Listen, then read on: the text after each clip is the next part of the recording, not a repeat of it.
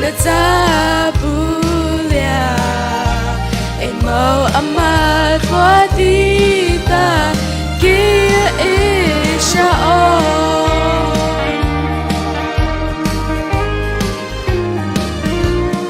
Jauh nahu a tadita ta lilia tau kaviasa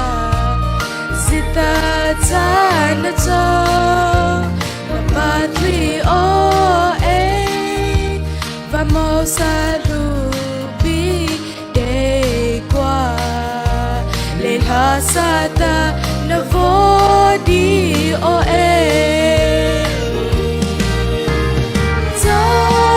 Talia basha o pata show na tabulia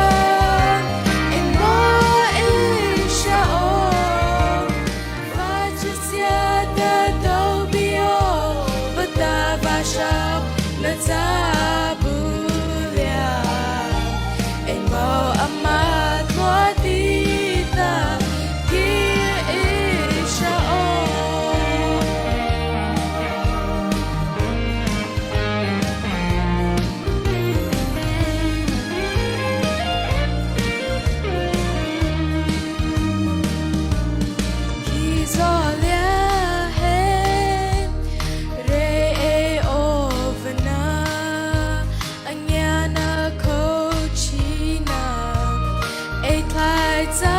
Zai ba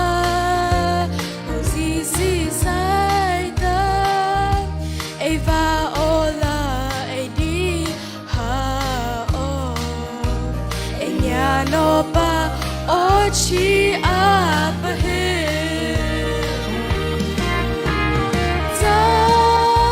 Talia basha o ta show na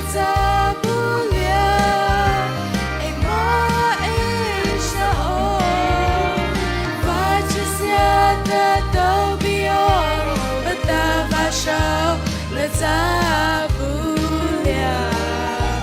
emo amat wadita kia isha